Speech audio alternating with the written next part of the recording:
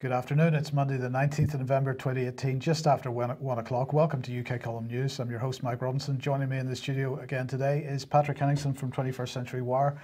Welcome to the programme, Patrick. Great to be with you, Mike.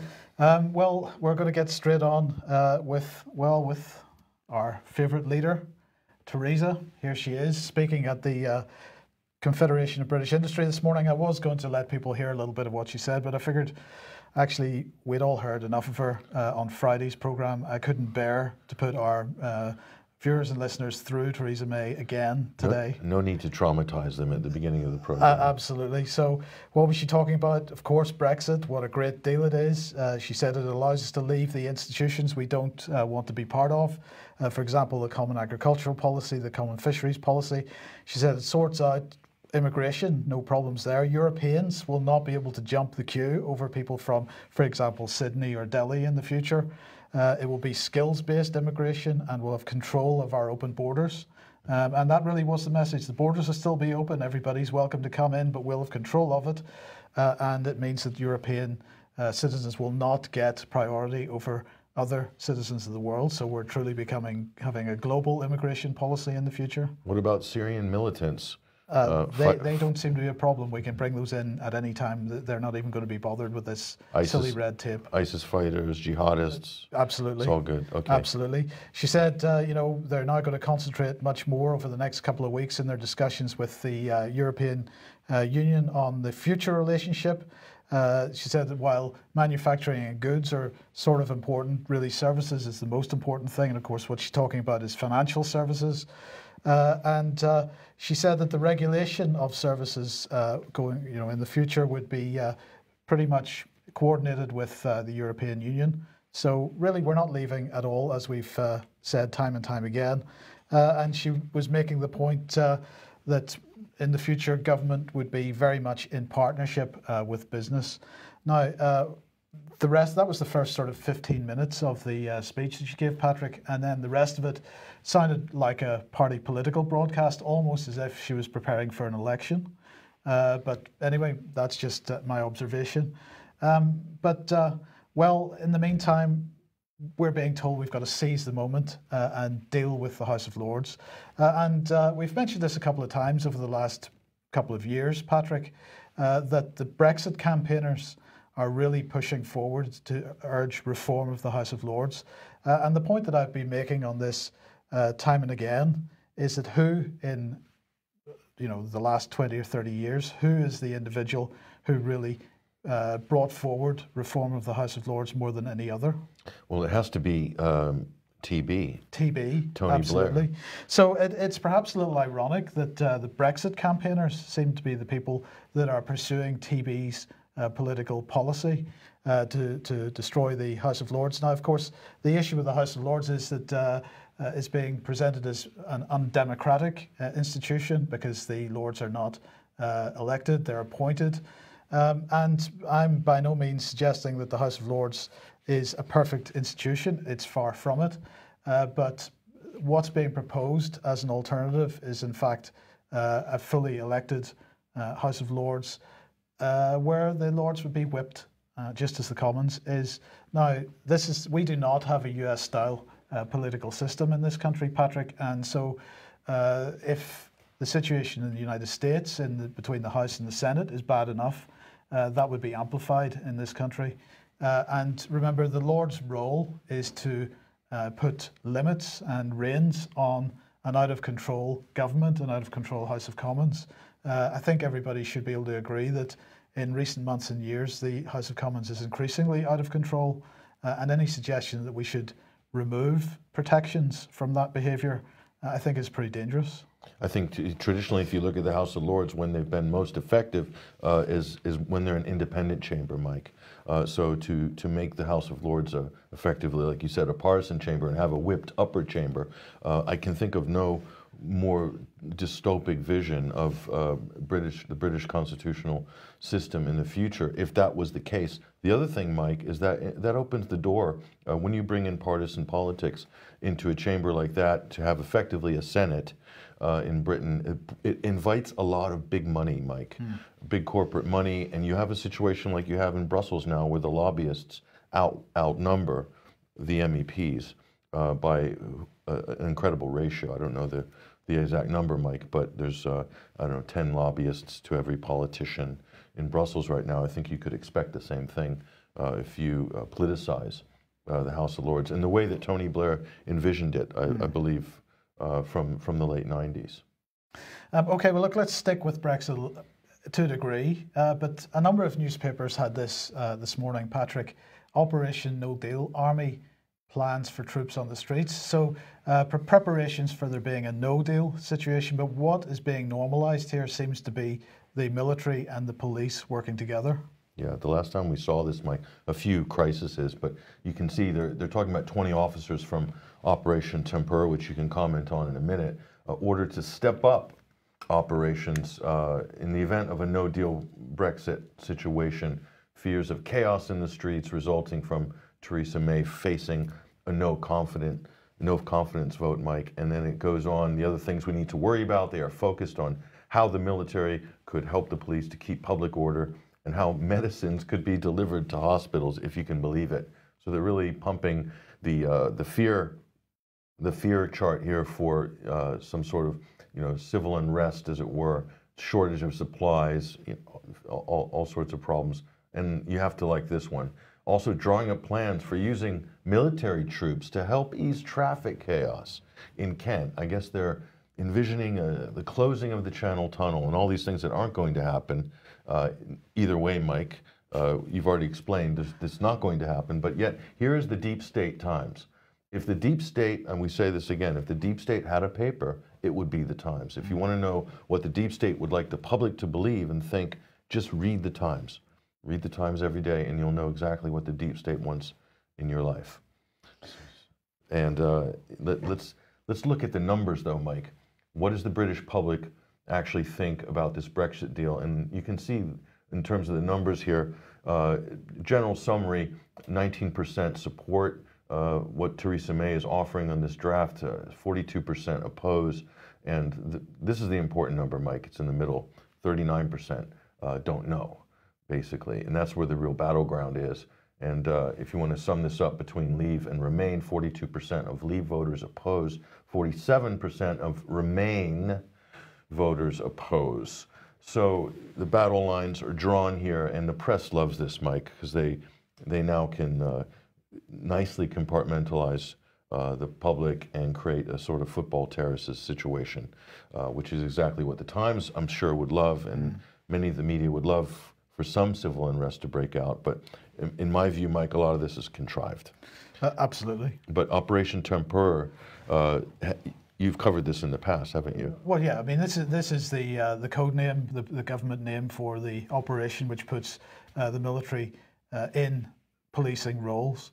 And this is something that we've been watching for a number of years. In 2015, in October, November time, there was a European Defence Agency conference. Federica Mogherini and Jens Stoltenberg from NATO were both at that. And they were discussing this issue of merging civilian and militarized policing roles. And we then had subsequent follow-up press releases from NATO about how NATO was having so-called non-lethal weapons deployed, basically battery rounds, plastic bullets, whatever you want to call them. And so this is a policy which has been being discussed for quite a number of years now, and we're starting to see it on the streets.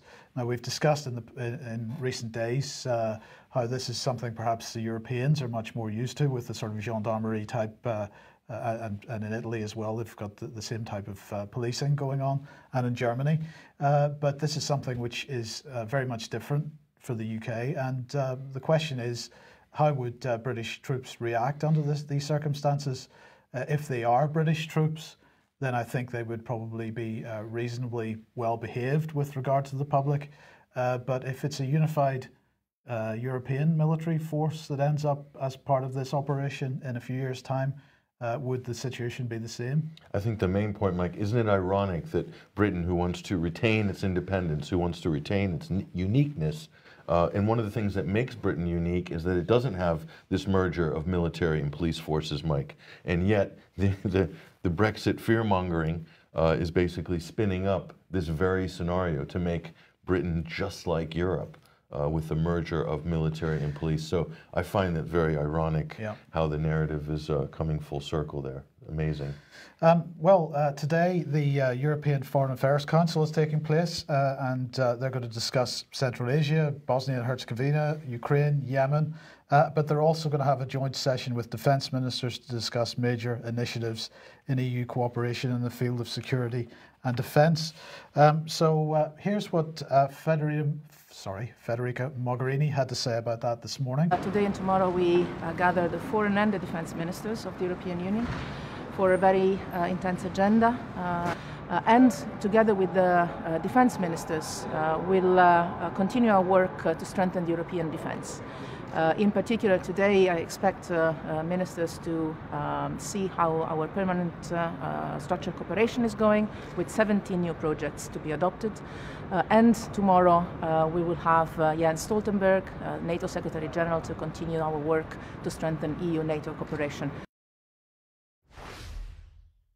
So that was the beautiful Federica there, and of course, as you heard, she was talking about European cooperation in security and defence. They're going to be discussing permanent structured cooperation, CARD as well, and the various other European defence institutions, the European Defence Fund, military mobility, military planning and conduct capability, civilian CSDP compact, and the proposal for a European peace facility. It goes on, more and more military-style institutions being established.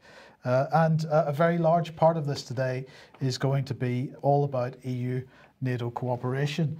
Patrick, this is probably the one issue that many people are not getting to grips with at the moment, this issue of EU and NATO cooperation, because in the UK, when this issue is discussed, politicians and so on always say, well, no, we will be cooperating with Europe as a member of NATO.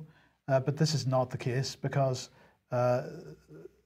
EU countries are already members of NATO. What is happening here is the unification of EU countries' militaries, including Britain's, and the EU will have the relationship with NATO rather than individual nations.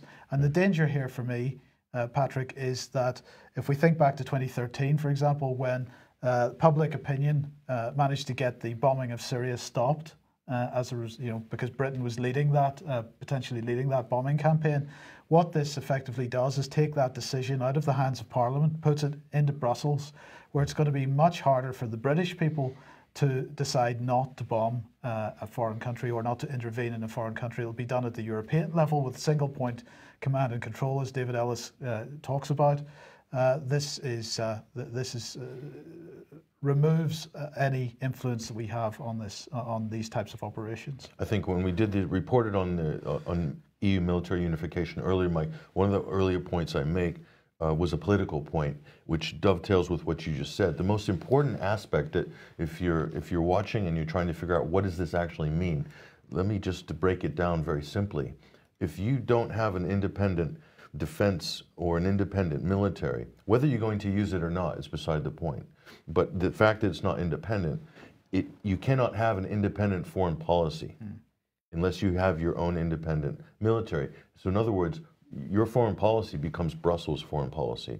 So again, you don't have any say, because the EU Defence Force, the unified force, has to act, and it's going to act in concert with all of the EU countries. So that decision is going to come out of the hands. You're not going to be able to opt in or opt out, Mike, especially if there's interoperability. In other words, which is exactly the way it's established. Each country is going to have a certain capability that's going to need to bring to the table together with other countries in the event that they're going to deploy.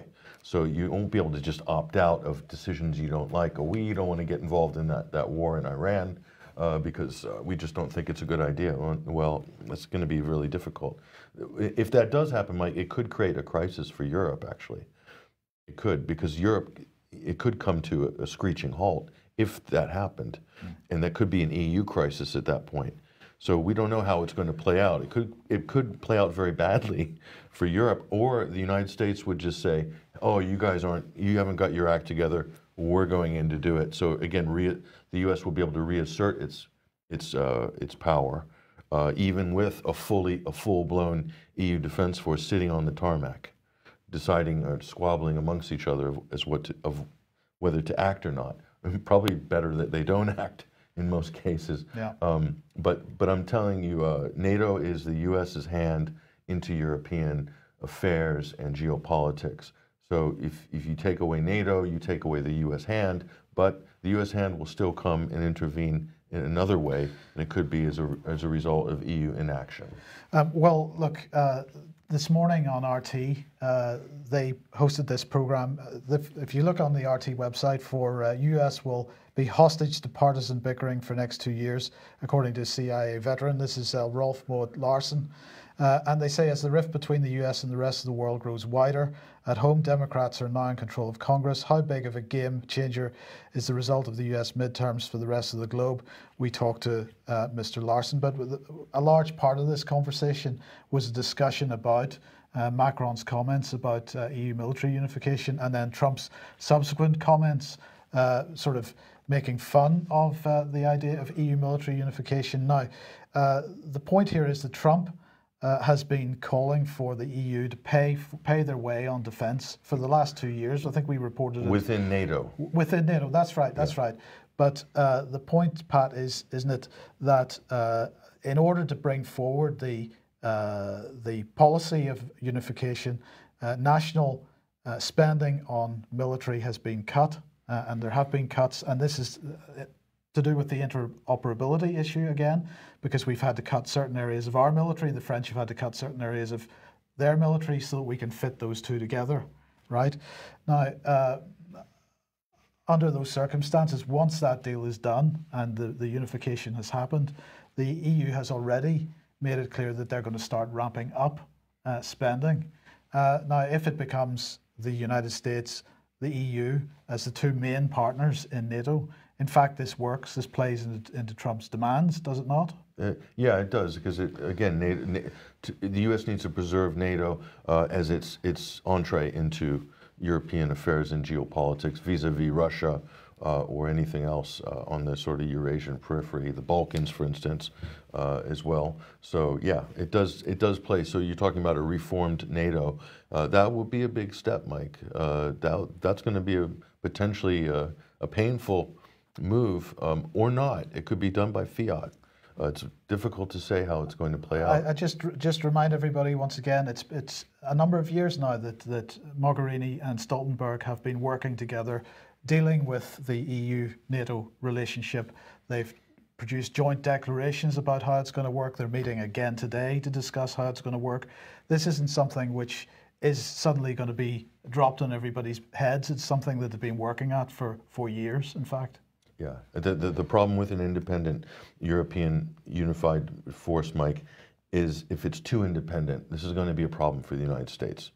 I'll tell you right now. It's just going to be problematic in many different ways. If it's dependent, or if it's a poodle to Washington, everything's going to be fine.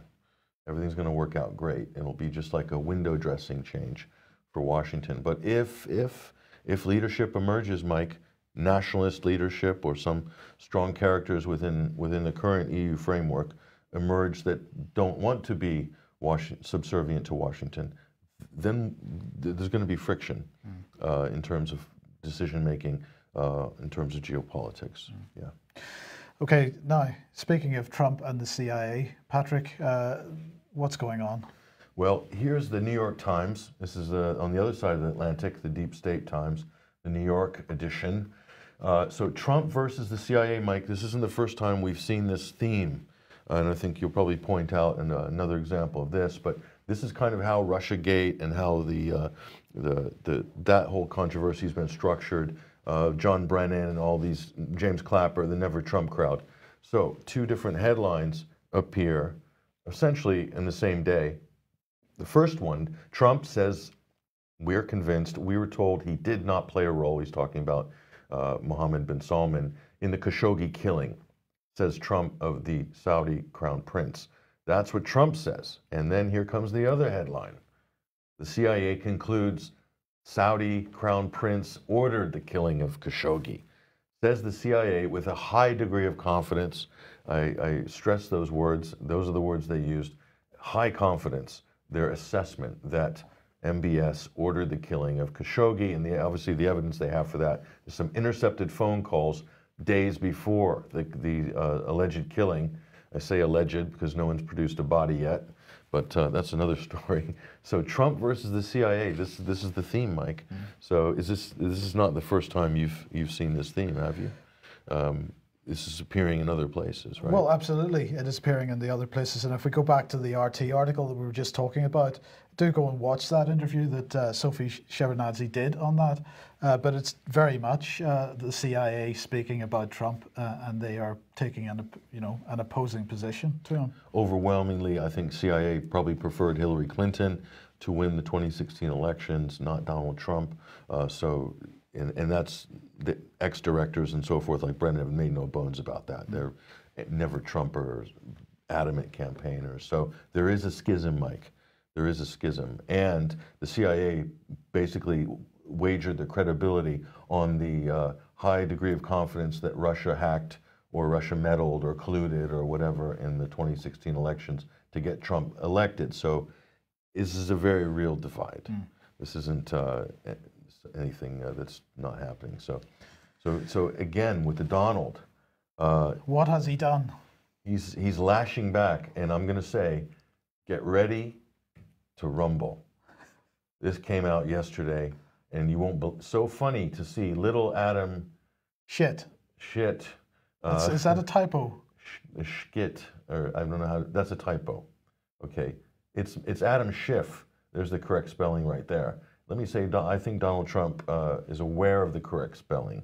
So talking about the fact that acting Attorney General Matt Whitaker, this is Stealth Jeff Sessions' replacement, they call him Stealth Jeff because no one saw him for 2 years, was not approved by the Senate, but not mentioning the fact that Bob Mueller, who is highly conflicted, was not approved by the Senate either. Well, there's another argument there. But Mike, this is serious, and it's blown up in the U.S. media. So Trump's even surpassed his own, poor standards of.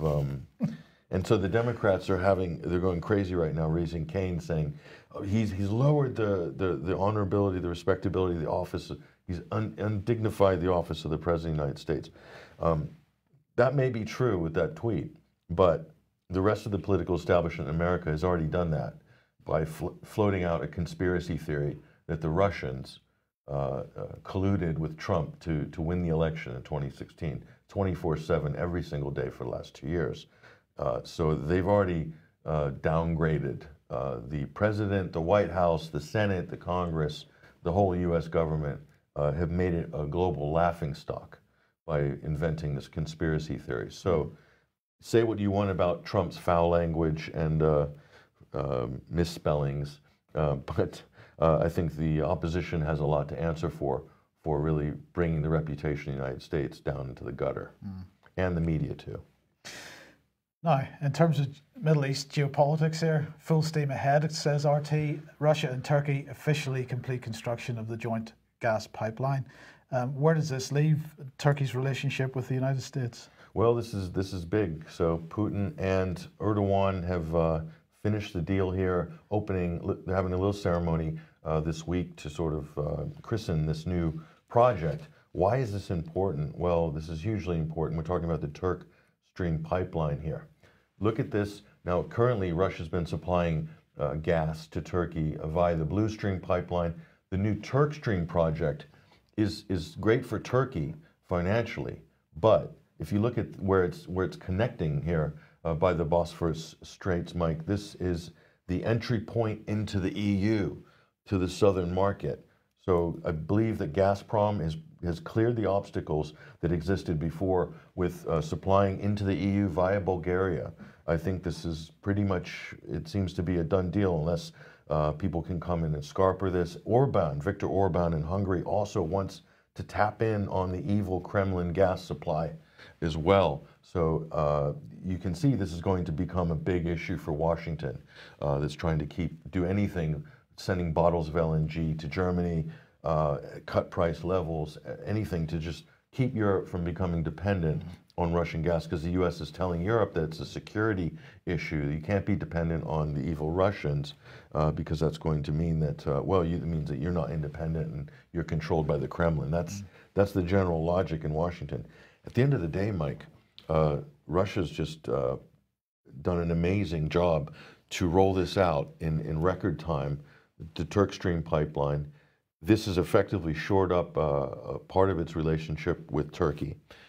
Great partner from bringing it back from the brink 3 years ago when relations were at all-time low, and now tapping into the Balkan states and supplying them with low-cost gas soon into mainland Europe if that happens. So there's no other major energy supplier, Mike, to supply Europe that really needs a stable, constant supply of natural gas. Russia is the only country that can do this. So I'm afraid it's just a question of time before the economic reality hits. And that's going to cause tensions between the United States and Europe as well. Yeah, it will. It will. You can already see the rhetoric between Merkel and Trump over the gas issue. Now Russia's got them on the southern front as well. So the Nord Stream pipeline, that's still going ahead. So pretty soon, maybe Britain will have no choice, Mike, to accept the evil Kremlin gas at half the price of the Qatari LNG. Who knows? Okay, well, look, we were talking about Benjamin Netanyahu on the Sunday Wire last night. What's the latest then? This is an amazing story. We broke this down in detail with Robert Inlakesh on the radio last night. If you get a chance to go listen to that interview. But Netanyahu has basically increased his portfolio. Isn't it amazing? Through this crisis in Gaza, through the call of the ceasefire, the resignation of the ultra right-wing Avigdor Lieberman. So yesterday they were talking about holding early elections. Are the early elections, is this idea scrapped, that he's grabbed more power to himself now? He has grabbed more power in terms of his cabinet portfolio, Mike, but there's a few things that have gone on within the Israeli political situation that's going to make this potentially difficult for Netanyahu. They have 120 seats in the parliament. His coalition only has a one-seat majority now because Lieberman's party, Israeli Beatenu, they've left basically. So this has now brought the coalition seats down from 61, I believe. No, actually, yeah, the Home Party, if they pull out, Naftali Bennett, who wanted the defense position and said that if he didn't get it, he's going to bring the government down. If the Home Party leaves Netanyahu's coalition, that's going to bring the seats from 61 down to 53. Okay, so already one representative could potentially hold the entire political system hostage until the next elections, which are November 2019. And what's amazing is Israel has never had a government sit through its full term. There's always been early elections since 1988. They've never had a full-term government. And that's because two reasons: either the prime minister was in trouble and needed to call in early elections to save himself or to reconsolidate power, or there's been some coalition crisis, basically. So we have here the Gaza ceasefire this past week, hugely unpopular for the hardliners, and a coalition crisis once again. But the polls show that Netanyahu could win election if there was an early election. Yes, but the problem is this might not actually be good timing. He doesn't know if he has the support to sort of put that coalition together. So it's funny times right now, and Netanyahu would be the longest serving leader in Israeli history if he was reelected. So president for life, 20 years now, going on for another 25 if he gets another term. And they talk about Assad, being in power forever. Netanyahu's been in power longer, basically, but nobody's calling, no Western governments are calling for his ouster. Okay, well, look, just briefly, of course, last week Jeremy Hunt was in Saudi Arabia, allegedly to deal with the Yemeni issue. That went well because he came back with a peace deal. Not. In fact, he's probably gone and sold a whole lot more arms. But today he's in Iran, and he's visiting Iran for the first time, holding talks with the Iranian government on the future of the Iranian nuclear deal, Iran's roles in Syria and Yemen, and this is the most important point, the ongoing cases of detained British Iranian dual nationals. Of course, there are a couple of people in Iranian prisons on the basis of alleged spying on behalf of the British, including Ms. Zaghari Ratcliffe. So we'll see how that pans out and whether he makes any progress. In the meantime then, Patrick, we have North Korea. And well, what's been going on? Well, of course, they're not doing this anymore that you can see on screen, which is launching their missiles. They've stopped doing that. But the allegations continue that they are involved in developing their nuclear capability, even though they've said that they're scrapping that nuclear capability. And so this is a joint statement apparently from the Foreign Commonwealth Office and the US State Department. And they're meeting people from the insurance industry, the maritime insurance industry. So the Foreign Office has said that they have today met leading figures from the maritime insurance industry to discuss additional proactive and practical steps that the industry can take to further restrict the Democratic People's Republic of Korea illicit shipping practices. They say the DPRK uses these practices to evade sanctions in order to develop their UN-prohibited nuclear and missile programs. And what are the sanctions about? Refined petroleum, Patrick. So we're heading into the winter. There are sanctions in place to stop them importing fuels into the country, but apparently they're using those for their nuclear and missile programs and not for heating. Allegedly. Yes, that's the allegation. How could you make a determination like that? It's absolutely impossible. So what is this, Mike? It's setting a precedent, basically. So it's bringing sanctions into a new realm, which is out of the sort of the state government realm and into the sort of privatized realm. So if this is allowed to stand, Mike, this is hugely dangerous if you consider all the maritime activity globally in terms of trade and the independence of companies. Who knows, Mike? I wonder how this would be dealt with in the Trans-Pacific Partnership Corporate Court of Appeals. Well, exactly. It would be interesting to know. Yeah. Okay, quick advertisement for Alternative View 9.1, Democracy in Chains, taking place in the Crown Plaza in London on the 2nd of December. Tickets available at alternativeview.co.uk. Do get along to that if you possibly can. Dr. Graham Downing speaking, Patrick Henningsen, Brian Gerrish, Alex Thompson and Ian R. Crane. Do you know what you're speaking about? Yes, we'll be speaking about the fusion of government and corporate interests and how this is expressing itself in the form of mass censorship and many other related issues. Okay, now we're just going to end with this one. This sort of brings us back to Theresa May, actually. So this is poverty as a political choice. Well, according to, well, we'll come on to who it's according to in a second, but ministers in a state of denial about poverty. This is Philip Alston. Here he is. And he's saying levels of child poverty are not just a disgrace, but a social calamity and an economic disaster. And he's talking about research that's been done in the UK into levels of poverty. Staggering is the word that's been used. 1.5 million were destitute at some point in 2017, he said. So where's he getting this data from? It's this organisation, SMC, and they've produced a new measure of poverty in the UK. You can see a number of different foundations and think tanks involved in this research.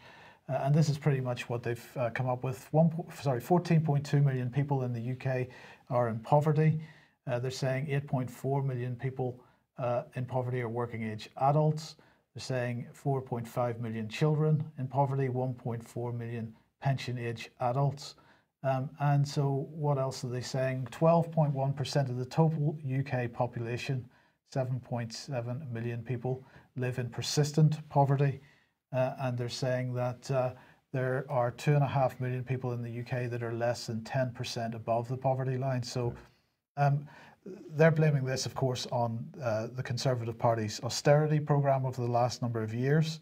But it goes even beyond that, perhaps, because, you know, if we look at how it's not just about this austerity, it's about other government policies as well.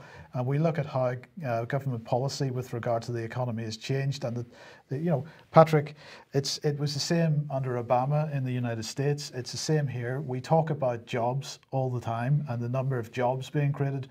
And we never discuss the types of jobs that are being created and whether these are high value jobs or whether they're low value jobs. And of course, many of these people that are in poverty are working families that are receiving so-called top-up benefits, and the poverty situation is getting worse as universal credit is rolled out, because that seems to be an absolute disaster for people. And the government is not doing anything about it because of their general policy about the types of jobs that they want to promote. And we're not, as Theresa May was saying in her speech to the CBI this morning, it's services that are important. Manufacturing is not important. High-skilled or at least middle-skilled jobs are not important. There's an increasing breach between the people on highest salaries and the rest, and also the people with highest skills and the rest. So there's an elite of high-skilled workers involved in high technology businesses, and the rest are serving coffee and stacking shelves. And really, that is a major problem. And wages haven't kept pace, Mike, at all with the cost of living. This is a perennial problem going back decades now. So, you know, some job wages haven't really changed in 20 years, Mike, 25 years. And the cost of living has doubled in some cases. And the gouging that's going on with regards to privatization of utilities and also transport, train fares and bus fares, et cetera, all these things add up. So people are just out of pocket much more than before, and they're not being, the gap's not being closed by higher income. So it's a simple math equation. Yes. You have less money in your pocket, if you have any, most people are on credit, quite frankly. So what is that? That's technically poverty, yes. The other thing, Mike, I'm going to say the last thing is, it is a visible increase in homeless people I've seen on the streets in the last year. Just in the last year alone. And probably there's people out there listening and watching who've noticed the same thing. And it's becoming more pronounced. And I would say this winter will probably be some of the worst that we've seen. But and I'm not exaggerating. Stepping over people in Plymouth. Yes.